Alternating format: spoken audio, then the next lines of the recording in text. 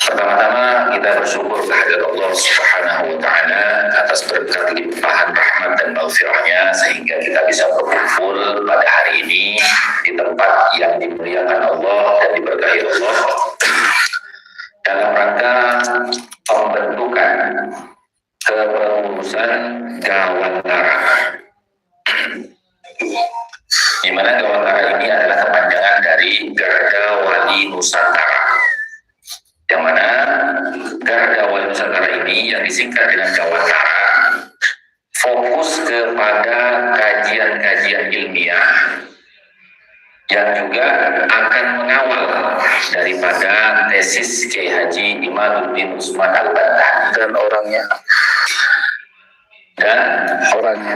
Kiai Imad itu sendiri, berikut dengan tim pengkaji khusus daripada tesis Kiai Imad, yaitu Tengku Sayyid Mudakori Al-Busasi, dan kita insya Allah akan selalu bersinergi dimanapun Kiai Imad dan Tengku Sayyid Mudakori Al-Busasi melakukan rihlah safari dakwah di dalam menyampaikan kajian-kajiannya. Kita akan bersinergi dengan beliau dalam rangka mengawal perjalanan beliau untuk menyampaikan hasil penelitian daripada Kiai Imad tentang batalnya nasab Alawi, di mana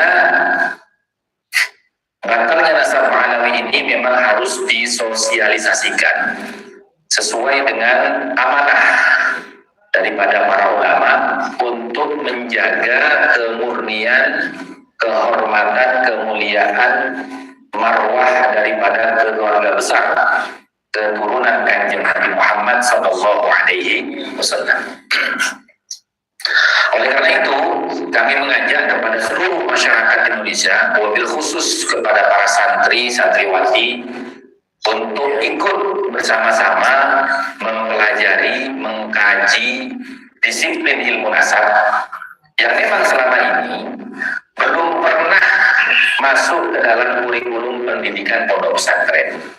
Maka dengan adanya Gawantara yang fokus untuk mengkaji di bidang ilmu pengetahuan di dalam bidang pernasaban ini, maka insya Allah kita bersama-sama akan mengetahui bagaimana para ulama itu mengisbat nasab, bagaimana para ulama itu membatalkan nasab, dan apa saja yang menjadi syarat dan rukun di dalam pengisbatan nasab keluarga Kanjeng Nabi Muhammad SAW. Nah, untuk lebih jelasnya, mari kita dengarkan bersama-sama apa yang akan disampaikan oleh Sayyid Tengku Mudakori Al-Busasi selaku pimpinan tertinggi Gawantara. Waktu dan tempat, monggo silakan Sayyid. Assalamualaikum warahmatullahi wabarakatuh. Waalaikumsalam. Alhamdulillah, wassalatu wassalamu ala rasulillah Sayyidina wa maulana Muhammad ibn Abdillah sallallahu alaihi wasallam wa ala alihi wa ashabihi wa azwajihi wa dhurriyyatihi ajma'in. Amma ba'du, usikum bitaqwallahi faqad fazal muttaqun. Bismillahirrahmanirrahim. Yang saya muliakan orang tua saya Kiai Haji Mas'ud, semoga beliau senantiasa dalam lindungan Allah Subhanahu wa Ta'ala, dirinya dan semua ahli baitnya. Dan yang saya muliakan sekjen saya yang alhamdulillah antusias kami berjuang dari awal, dari mulai PBN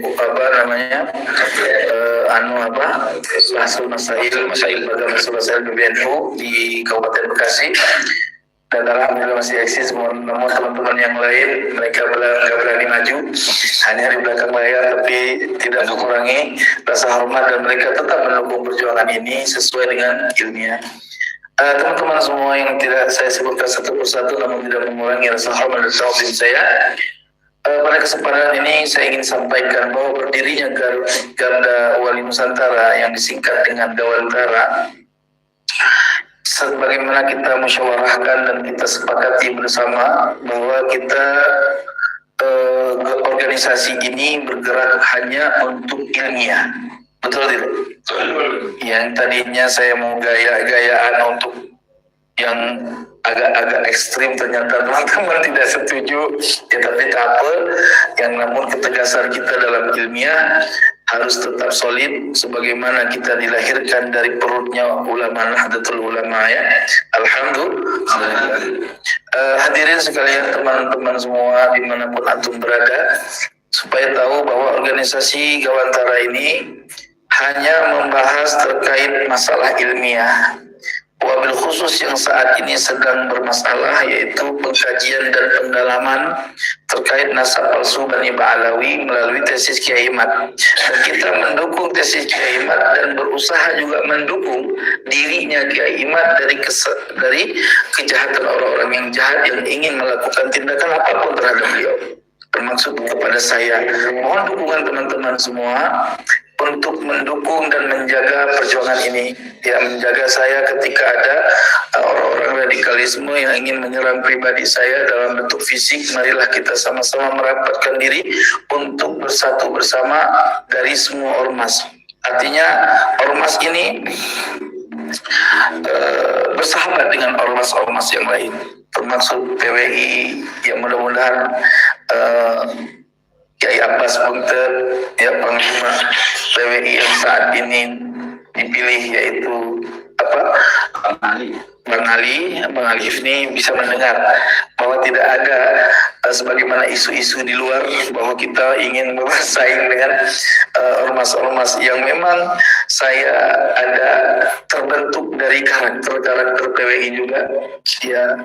Intinya bismillahirrahmanirrahim, saya menyatakan ikrar, saya bergerak untuk ilmiah, PWI bergerak dengan caranya, dan kita bersatu pada satu tujuan yang sama, saling mendukung, ya, saling membela untuk kebenaran, bukan untuk kebatilan. Adapun karakter-karakter saya yang dianggap wow gitu, ya, itu sudah terdidik dari karakter diri sendiri yang saya tidak bisa merubahnya, namun saya berusaha untuk bersikap lebih baik dari yang seperti dahulu, ya. Yang namanya bahasa-bahasa jahanam mudah-mudahan nggak keluar lagi, ya. Tapi ya, intinya saya ingin sampaikan kepada siapapun, ya, yang sampainya suara saya dari seluruh ulama-ulama manapun, dari Kalimantan, dari Sulawesi, dari Irian, dari mana saja sampai ke Sabang, sampai ke Aceh, yang ingin mengetahui kepalsuan nasab Alawi dan ingin membuka diskusi, ya, dengan diskusi ilmiah yang terjamin keamanan, kami Gawantara Gardawali Nusantara siap memberikan hujah.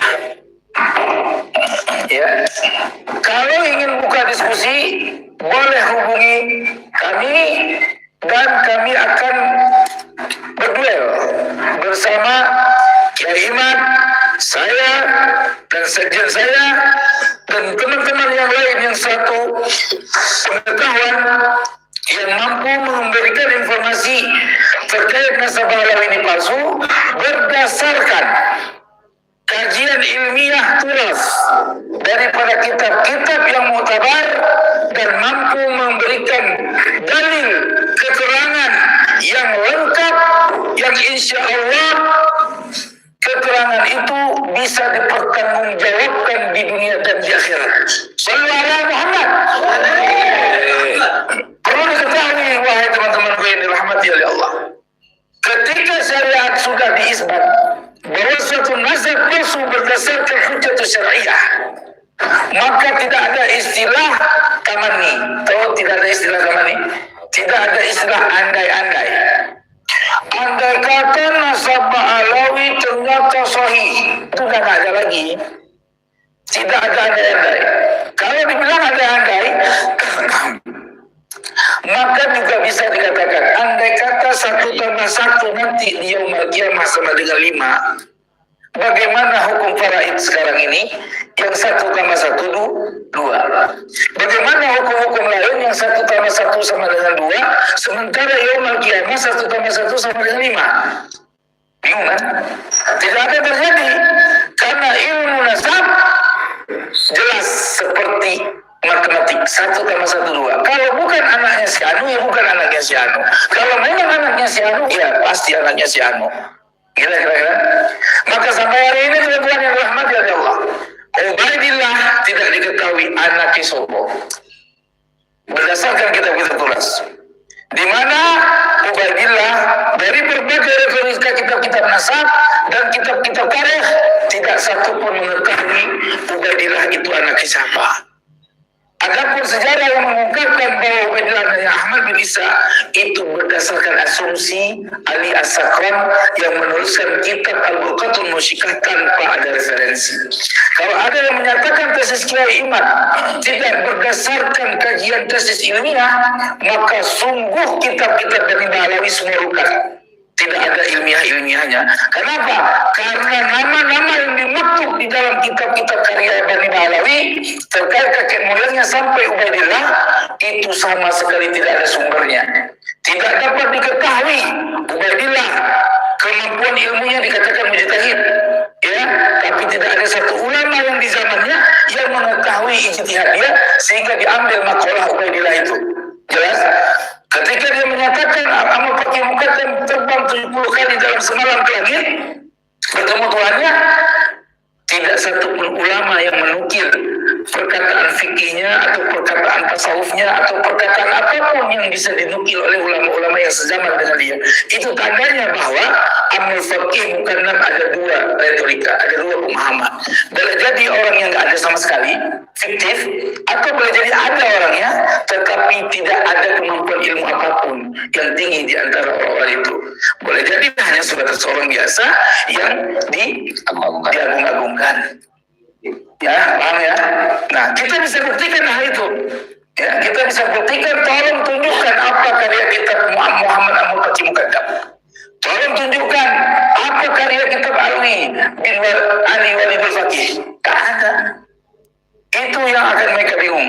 Maka ketika kita bertanya kepada mereka, tunjukkan satu kitab nasab yang dari kalangan Ba'alawi yang dituliskan di abad 7 Hijri juga tidak ada.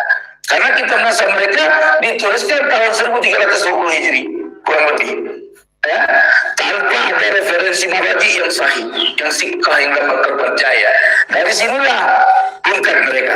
Maka ada yang bertanya, kalau ada persyaratan kitab sejaman, ya, maka semua kitab nasab-nasab lain selain Ba'alawi juga ungkap. Tidak bisa. Kenapa?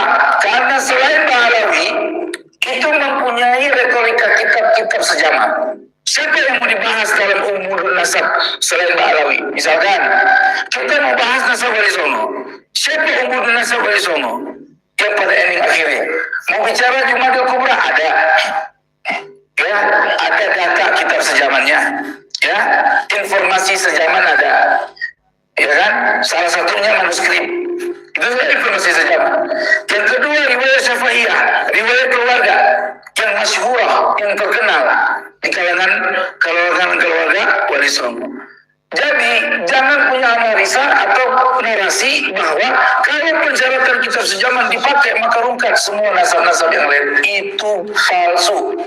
Itu kebohongan mereka untuk memaksakan diri bahwa nasab Ba'alawi yang palsu ini menjadi asli. Jelas? Ya.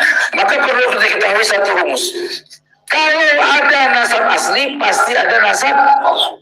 Kalau semuanya asli nggak ada palsu, berarti itu bohong. Karena setiap hadis saja ada hadis sahih, ada hadis maudhu. Jelas? Derajatnya juga berbeda-beda. Dari sahih bisa hasan, bisa dhaif. Dari dhaif bisa naik ke hasan. Tapi kalau palsu tidak akan naik kemana-mana. Karena palsu itu berdiri sendiri, tidak disebabkan oleh yang lain. Maka oleh sebab itu teman-teman yang dirahmati oleh Allah, berdirinya Tawatara ini bukan untuk bersaing dengan organisasi apapun, tetapi justru ingin bekerja sama, menjadi sahabat, menjadi saudara dengan dengan organisasi lainnya yang satu jalan di dalam mengungkap kepalsuan nasab Alawi, di dalam mengungkap jajahan Alawi dari pemalsuan sejarah, makam dan lain-lain sebagainya. Mudah-mudahan teman-teman di organisasi lain yang sudah berjalan sampai hari ini bisa mengerti tujuan kami semua. Demikian yang dapat saya sampaikan. Kalau ada yang mau bertanya, tafadhal masykura. Assalamualaikum warahmatullahi wabarakatuh.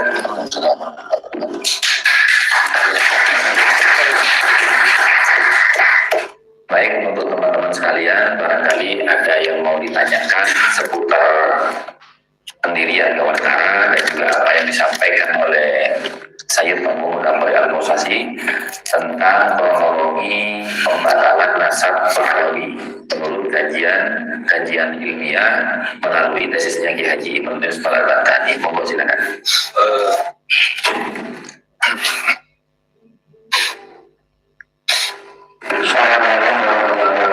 Waalaikumsalam warahmatullahi wabarakatuh.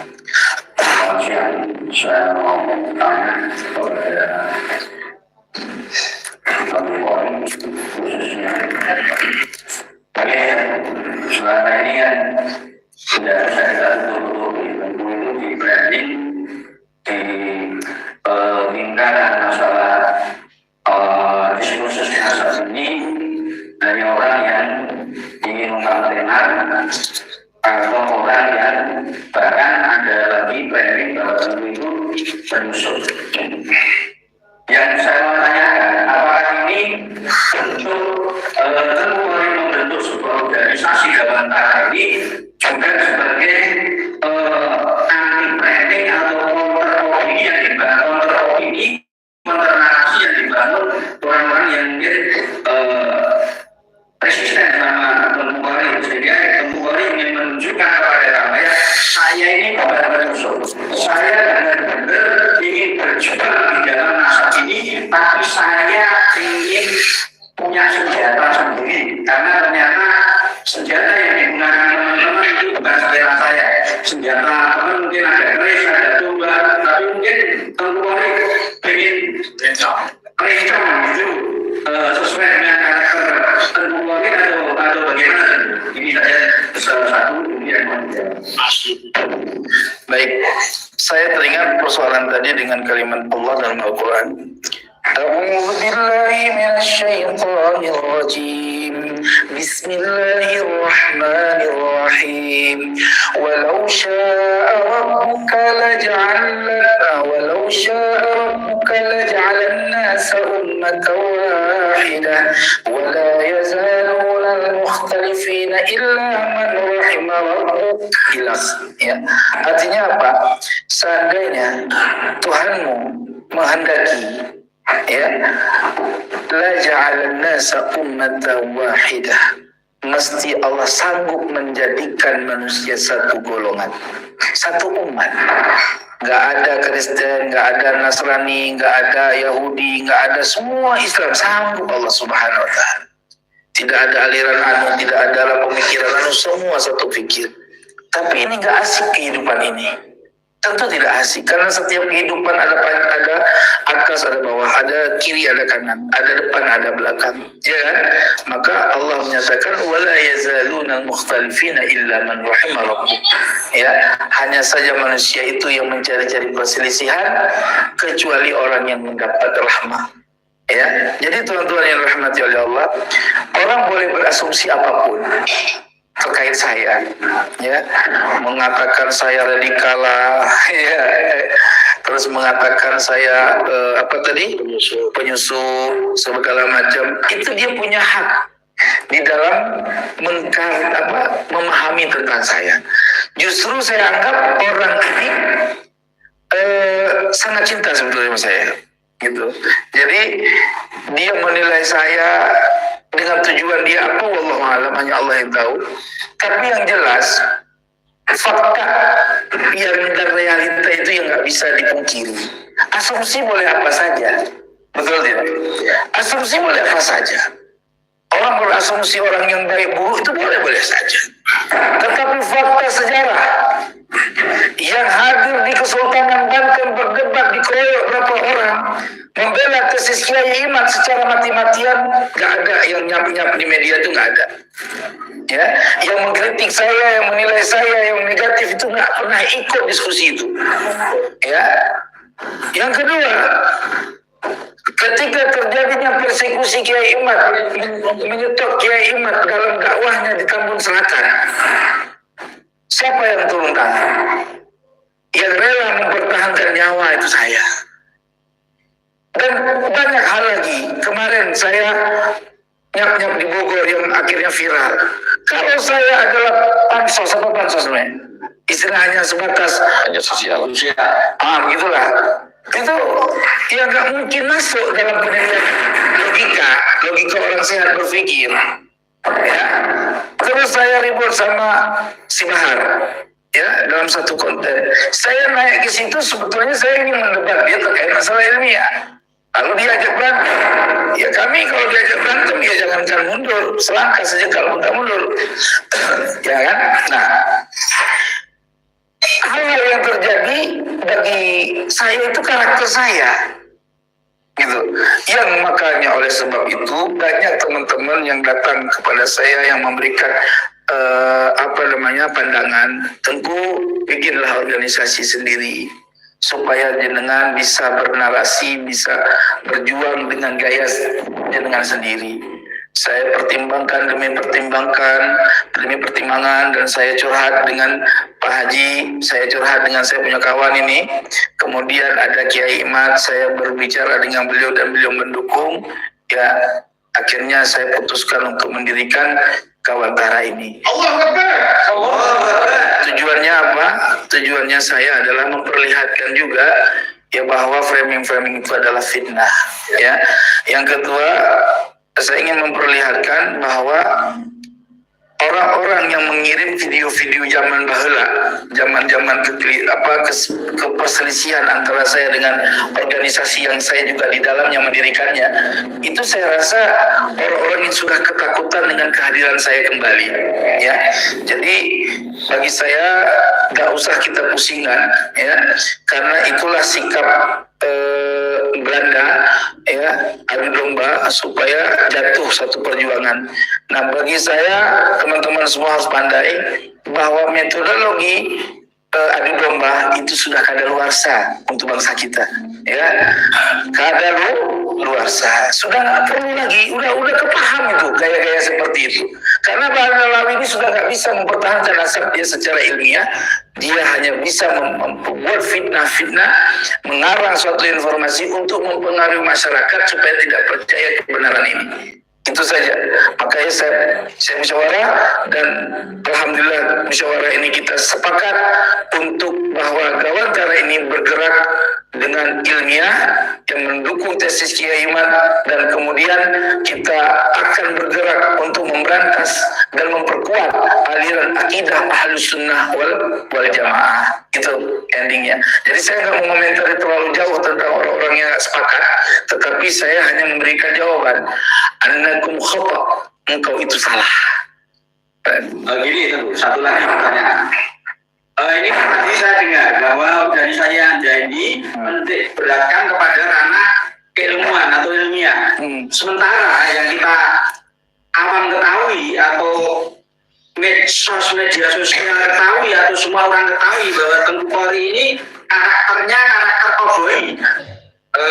Apakah Tengku sudah siap untuk konsekuensi daripada label keilmuan tentang ini, organisasi yang Anda dirikan ini? Jadi apakah kan kalau label keilmuan kan tidak pantas untuk nantang duel-duel dan lain sebagainya, kecuali saya punya dua kaidah. Satu kaidah yang pernah diajarkan kiai saya, manusia kalau tidak bisa diajari dengan otak, manusia itu mesti dididik dengan otak. Apa mohon tanggapan tentu. Ya, saya teringat dengan nasihat bapak saya dulu. Duduk selebar pantat, jalan selebar kaki. Kau jangan colek orang, orang jangan colek kau. Nah, itu prinsip saya. Jadi cara mendidik, kalau Bapak saya bilang, mendidik manusia itu dengan cara dua. Dengan cara manusia dan dengan cara binatang. Kalau orang sudah dididik dengan cara manusia juga nggak bisa, mungkin dia bisa dengan cara binatang. Tapi itu mungkin kasar omongan saya. Tapi perlu Bapak ketahui, saya koboi. Saya bergaya dengan gaya saya. Karena sifat ilmu yang ada pada diri saya, pada prinsip saya beda dengan prinsip orang lain. Orang katanya berilmu seperti padi, tapi saya tidak berilmu seperti padi. Karena padi itu lemah. Ketika ada hembusan angin dia rubuh. Betul kan? Tapi saya berprinsip ilmu seperti pohon kelapa. Dari akar sampai puncaknya dia bermanfaat dan kuat. Kokoh. Nabi Muhammad. Jadi seperti itu. Jadi karakter saya adalah diri saya. Saya tidak akan bisa menjadi orang lain, tetapi saya harus berada pada koridor diri saya. Orang suka dengan saya tafadhal, tidak suka pun tak apa. Ya, bagi mereka itu punya penilaian yang objektif buat dia. Tapi saya tetap akan dipilih oleh Allah mana orang yang selaras sama saya. Api juga panas, tapi pencinta api juga banyak. Es dingin, pencinta es juga banyak. Sayyidina Utsman bin Affan orang yang lemah lembut, tetapi dibunuh. Sayyidina Abu Bakar bagaimana kurang lemah lembut, juga dibunuh. Sayyidina Ali kasar keras, berani ya menanggapi semua masalah, tapi juga dibunuh. Ya, Sayyidina Umar juga demikian. Artinya sahabat-sahabat Nabi punya karakter yang berbeda. Ya, ada yang lemah lembut, tapi sejarah mereka itu berakhir dengan ujian yang sangat berat. Kenapa? Karena ingin mengungkapkan suatu kebenaran. Saya juga demikian. Saya mengungkapkan kebenaran ini daripada tesis Kiai Imad juga tantangannya nyawa. Berapa banyak orang yang ingin punya rencana sampai ingin ya radikal lah ya. Tapi saya tidak akan pernah takut mati tanam ya. Oleh sebab itu teman-teman yang dirahmati oleh Allah, karakter saya adalah diri saya. Saya punya pengetahuan, prinsip saya dua. Kau mau diskusi ilmiah boleh, tapi kau mau berantem pun siap, awak bisa berantem. Karena aku di Aceh juga diajarkan silat, ya insya Allah silat saya walaupun nggak sakti bolehlah lawan orang, gitu kan? Nggak bisa terima pukulan orang. Saya nggak pernah bersombong diri kalau saya sakti jago enggak. Tetapi Allah berikan saya punya sejarah kelam, artinya sejarah perkelahian, sejarah di lapangan. Mungkin kawan pun tahu siapa saya ya. Tahun 1998 di Bekasi saya dikeroyok 40 orang bersila sampai ditonton orang. Itu juga tahu sejarah itu. Jadi intinya saya tidak pernah menganggap diri saya benar kuat, tetapi saya tidak akan pernah menganggap lawan musuh itu bisa mengalahkan saya. Setidaknya kalah nomor 2, berantem itu nomor 1 kalau memang dibutuhkan. Tapi saya nggak cari berantem, saya carinya ilmu. Kalau engkau bisa melawan saya dengan ilmu, saya lawan sampai kapanpun saya akan tanding ilmu. Ya, tapi kalau udah nggak sanggup lawan ilmu, nggak mau taslim, mau berantem, ya bolehlah, tak ada takut-takutnya. Itu prinsip yang saya miliki. Namun teman-teman kan tadi kasih nasihat dalam perjuangan ini. Tolong Tengku berubah dalam konsep yang lebih ilmiah dan elegan ya. Saya berusaha, walau itu bukan karakter saya, tapi saya berusaha untuk menjadi seperti itu. Demikian jawaban saya. Saya tambahkan, mungkin saya tambahkan begini Pak. Jadi apa yang dilakukan oleh Sayyid Tengku Mudaqori Al-Utsari itu seperti yang tadi disampaikan oleh Pak bagaimana beliau ini mau mempertahankan sisi keilmiahannya, di mana Gawantara ini dicanangkan fokus kepada kajian-kajian ilmiah gitu. Sementara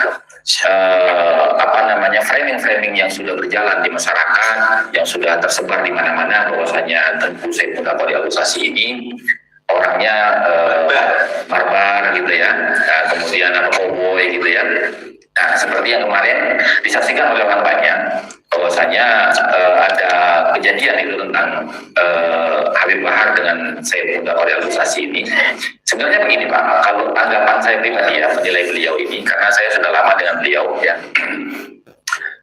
Sebenarnya Said Tengku Muda Komunitas ini ingin menunjukkan karakter asli daripada Pak Alawi itu sendiri.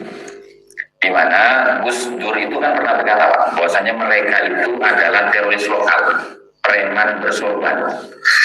Dan itu terbukti, kemarin itu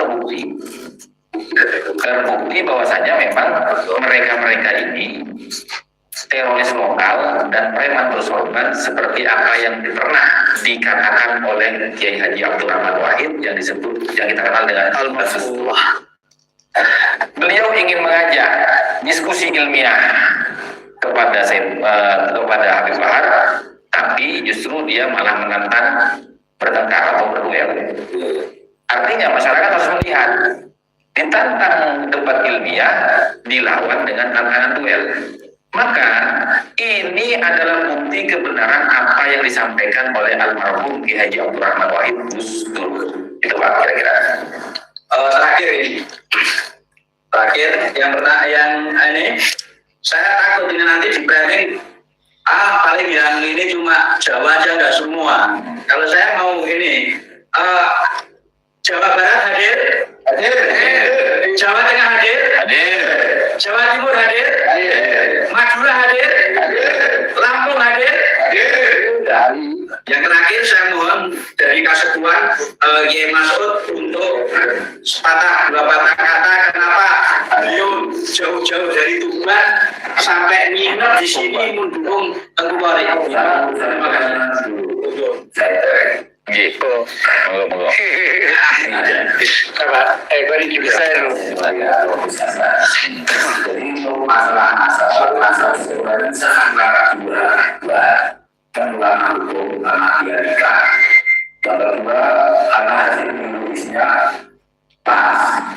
Tapi ya ada menikah ada hasil menulisnya dapat atau makan orang lain katanya. Berarti ada dua ilmiah yang harus diterapkan. Satu ilmiah dalam basis tadi, yaitu matematika, secara ilmu saintifik atau yang eksak seperti DNA. Nah, apa organisasi gimana? Ini coba mengakomodir para ilmuwan yang bersifat saintifik selalu. Itu masih. Kita orang Islam tidak pernah anti dengan sains. Kalau orang memandang bahwa DNA itu yang ciptakan orang kafir, ya coba pakai api. Jangan pakai juga mobil. Nah, jangan naik pesawat, ya. Naik burah aja pakai Fatihah kalau nyampe sekarang. Jadi intinya Gawantara ini sumbernya adalah ilmiah. Ilmiah itu terkait dari dua. Ada ilmiah dalam kacamata tulas, artinya kitab-kitab tulas, ya, atau saintifik, ya DNA. Hanya saja terkait masalah DNA, karena kita tidak mahir dalam bidang DNA, ya kita kembali kepada firman Allah, fas'alu ahla dzikri in kuntum la ta'lamun. Serahkan kepada tim ahlinya. Jangan ikut tentang yang kita tidak ahli dalam bidang itu. Karena asumsi kita ketika kita tidak ahli dalam bidang itu offset dalam kaidah fikih, gitu. Jadi kalau saya berbicara masalah DNA, karena nggak ahli, ya saya cuma berpaham bahwa DNA itu hanya bisa sebatas nasab yang dekat, tidak bisa memverifikasi nasab yang jauh. Itu karena kemampuan saya di dalam memahami tulas. Paham ya? Tetapi orang ahli DNA dan ulama-ulama lain yang paham tentang DNA yang tidak sepaham dengan saya tunduk kepada kebenaran. Jelas nggak maksudnya? Saya tidak akan kuat di dalam pemahaman saya saja. Tetapi kalau pemahaman orang lain yang bisa memverifikasi kebenaran, maka saya tunduk. Bung saya sekarang nih, alhamdulillah, tahu jadi apa kagak itu. Saya dapat pilihan untuk tes DNA secara gratis dibiayai oleh orang. Alhamdulillah. Nah, aku tes DNA. Ya kalau nanti DNA saya berbeda dengan nasab, saya tetap berpatokan kepada nasab. Karena DNA pelengkap kan, gitu. Tapi memang kalau memang enggak, ya sudah. Artinya saya ini secara nasabnya nyambung, tetapi secara DNA-nya nggak nyambung. Ya wes, sampai memanggil siapa? Sampai nggak manggil saya keturunan zuriat Nabi lebih baik bagi saya. Ya kenapa? Tekanan saya besar. Saya sepakat dengan waktu ada di Suka TV. Orang yang menasabkan dirinya kepada Rasul kalau kelakuannya masih bejat, yang belum saleh, malu aja lah. Gak usah pakai nama Said. Maka kami di Aceh itu pakainya teku gitu. Maka kami nggak pernah bilang, oh ya ana min zuriyatin Nabi, nggak ada. Ya sekarang jenengan manggil saya tadi apa tengku kan? Aman-aman aja. Ini sakit kepala kita. Ada juga yang marah. Ada panggil Kori doang nggak apa-apa. Kalau panggil Kori doang kejahannya. Kurang. Ini ada pancing, ada latihan dia, latihan sih. Janganlah begitu kan. Ada rasa takzim atau takrimannya nggak? Ya, jadi teman-teman yang dirahmati oleh Allah, Perantara tidak pernah membatasi ya kajian ilmiah baik kita kelas ataupun saintis. Ya, kalau saintis itu bisa memverifikasi buat aman aja. Jadi kita di sini di Kaltara juga harus ada tim ahli DNA. Gitu. Silakan. Saya tambahkan ya Pak ya. Saya akan berbicara tentang masalah saintifik ya. Saintifik dalam perspektif Islam gitu ya. Jadi saya berpandangan ini sementara nanti akan dikaji khusus di bidang kajian ilmiah di Gawatara ya. Bahwasanya begini Pak, tes DNA itu saya kira itu transformasi dari metode Al-Qiyafah. Gitu. Ya, di mana Al-Qiyafah itu kalau kita melihat definisi daripada Al-Qiyafah itu, nah di sini ada definisinya begini, Al-Qiyafah ma'na fil qamus yaitu berasal. Qiyafah itu menurut makna di dalam kamus ya, itu adalah mengikuti jejak. Itu maknanya. Istilahan dan menurut perspektif ulama, Al-Qiyafah ya ilhaqul awlad bi abaihi wa aqaribihi. Al-Qiyafah itu maknanya adalah melihat hubungan biologis antara anak-anak dengan bapak-bapaknya dan dengan kerabat-kerabatnya. Gitu. Istinadan ila alamatin wa ila syibhi bainahum. Yang menjadi referensi untuk mempersamakan itu adalah melihat kemiripan, tanda-tanda kemiripan di antara mereka. Itu antara bapak dengan anak, antara kerabat dengan kerabat yang lain ada kemiripan nggak? Sehingga ini dikatakan kabilah ini. Gitu loh. Seperti kita begini Pak, orang Jawa itu punya ciri khas berbeda, ya dari mulai bentuk fisiknya dengan orang Kalimantan, dengan orang Sumatera, dengan orang Madura. Dari sisi bahasa pun beda, moda pun beda. Nah itu salah satu daripada intul asar, mengikuti jejaknya, gitu loh. Ciri-cirinya, gitu. Wa ta'aruf ala nasabil maulud bin nazari ila a'dha'i jismihi wa 'adha'i walidihi. Nah, dan mengetahui akan ada ketersambungan nasabnya, ada hubungan biologisnya itu dari mana? Dari melihat ciri-ciri fisik si anak dengan si bapak, gitu loh. Nah kemudian wahada kana syai'an fil jahiliyah, dan ini sudah dilakukan jauh sejak zaman jahiliyah, gitu loh. Nah di situ ada cerita ketika masa Nabi Muhammad SAW, kita sama-sama tahu Nabi Muhammad itu punya anak angkat bernama Zaid bin Harithah. Nah Zaid bin Harithah ini kemudian punya anak bernama Usamah, gitu. Dan Usamah itu oleh orang-orang di saat itu diragukan sebagai keturunan daripada Zaid bin Harithah. Kenapa? Karena Zaid bin Harithah itu kulitnya putih laksana kapas, sementara Usamah itu kulitnya hitam laksana aspal, saking hitamnya gitu. Meragukan orang-orang, jangan-jangan ini bukan anaknya Usamah, bukan anak kandungnya gitu. Nah kemudian Nabi itu masuk ke rumahnya, pulang ke rumahnya, bertemu dengan Siti Aisyah, ditanya, ya Rasulullah, kenapa kamu kok sumringah sekali, kok bahagia sekali kelihatannya? Ada apa? Kamu nggak tahu. Ahli Qiyafah sudah menentukan bahwasanya Zaid itu adalah bapaknya Usamah. Itu yang membuat saya senang. Sehingga polemik ini selesai sudah. Nah, kebahagiaan Nabi atas keputusan ahli Qiyafah yang menentukan bahwasanya Usamah adalah betul-betul anak kandung daripada Zaid bin Harithah, itu menjadi ikrar akan kebolehan menggunakan metode Qiyafah untuk mengilhaq nasab. Nah kemudian bagaimana pandangan para ulama?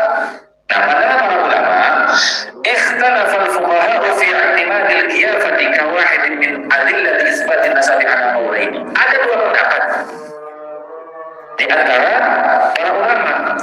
Akan tetapi jumhur ulama, ya, fadhhab al-jumhur ila al-malikiyah wa syafi'iyah wa al-hanabilah ila ihtimal al-qiyafah fi isbat an-nasab 'inda at-tanazul wa 'adami wujud dalil ahwa minha. Jadi ketika ada polemik atau kedua belah pihak ini punya hujah yang sama, yang satu dengan yang lain tidak ada yang lebih kuat hujahnya, maka jumhur ulama dari kalangan Syafi'iyah, Malikiyah, Hanabilah itu memperbolehkan untuk menggunakan metode qiyafah di dalam menyelesaikan polemik nasab itu. Nah, kalau kita melihat definisi daripada al-qiyafah, di mana al-qiyafah itu melihat ciri-ciri fisik antara anak dengan bapak, antara saudara dengan kerabat yang lainnya, maka tes DNA itu lebih akurat daripada itu, karena tidak hanya melihat sisi fisik, gitu. Nah, maka dari sini kita memandang tes DNA ini adalah transformasi dari metode al-qiyafah. Kira-kira begitu, Pak. Terima kasih. Ya, saya tambahkan sedikit. Yang anehnya, mau percaya atau tidak masalah DNA, yang anehnya, ya setidaknya Pak Alawi ini nggak berapologi lah.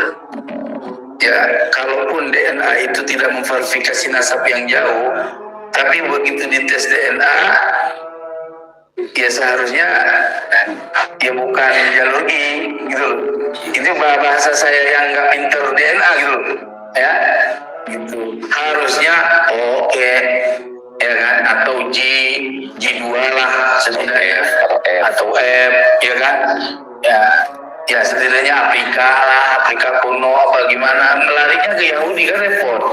Ya, jadi dari nasab bermasalah, ya kan, malah dari gennya juga bermasalah. Jadi ketika mau dibela, dari mana mau dibela?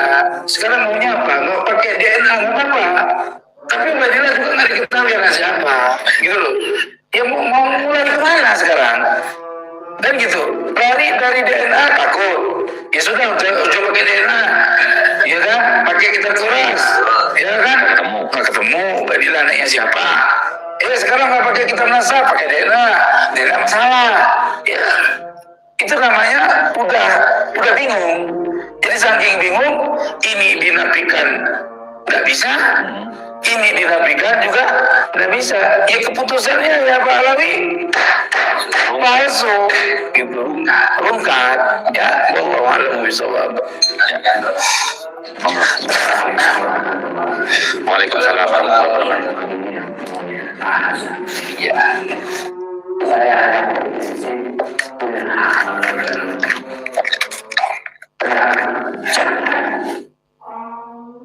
semua dalam kalau yang pokoknya semua ada urusan bangun malam jual macam-macam, jangan masalah. Jangan berpikir semua orang bodoh, masih ada yang panik. Sebenarnya juga bodoh semua itu mengenai dan orangnya. Kita satu saja lupa. Pasti itu kebodohan pasti itu akan tidak ada. Dan kita tidak khawatir kalau kita izinkan orang Allah akan mendatangkan itu bersama. Allah SWT sebenarnya. Orang ini kita dengan kecil, kalau kita dengan semuanya akan diberikan Allah. Di mana-mana dikatakan itu sudah saya dari awal. Saya tidak saya untuk menunjukkan semua dosa Sudah selesai. saya pasti bisa. Masih sampai. Itu tidak hanya nama saya saja yang dibutuhkan, materi saya juga ditambah oleh Allah. Makanya semuanya jangan khawatir. Usaha lagi mulainya sekarang dan besok sama sampai membedakan kematian kita. Bedanya dahulu doang sama belakangan. Hanya belakangan dan dahulu. Siapa yang terlibat dan siapa yang belakang. Dan karena khawatir tidak ada generasi di dalam yang akan bisa kita pasti ada. Semua pasti akan muncul. Jangan khawatir. Kalau saya tidak ada siapa pasti.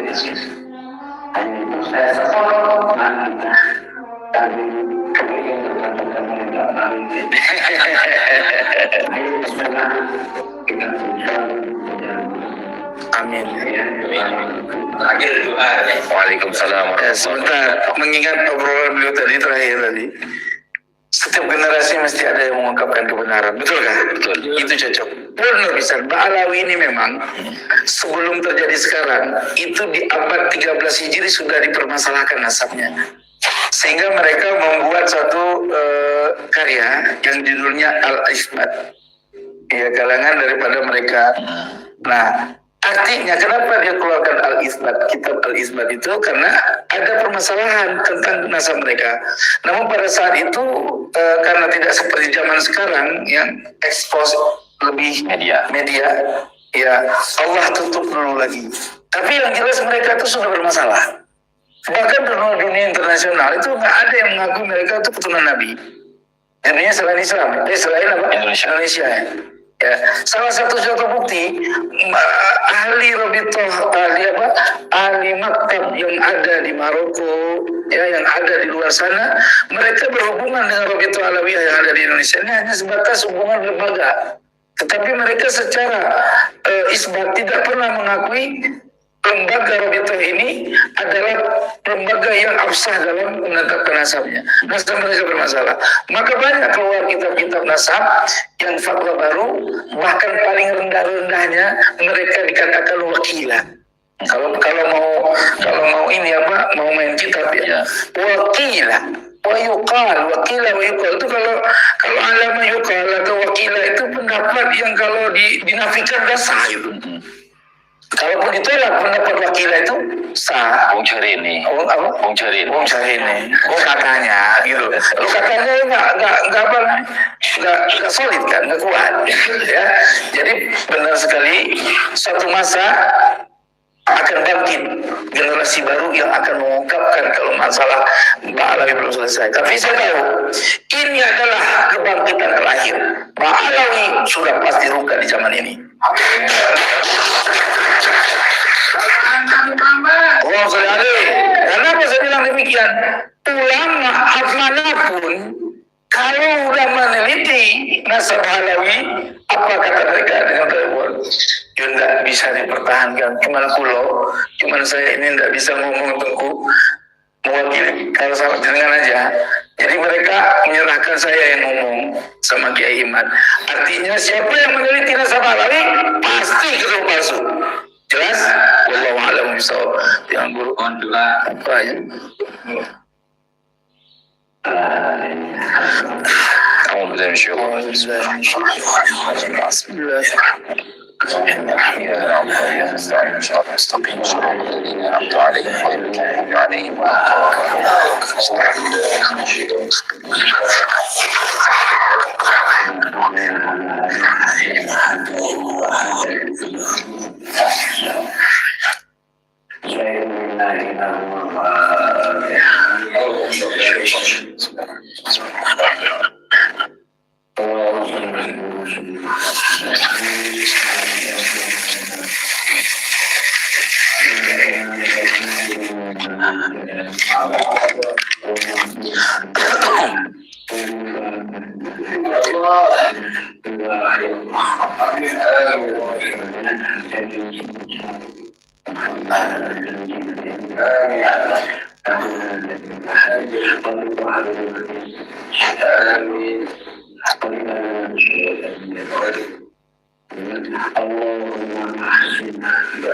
Amin ya Allah.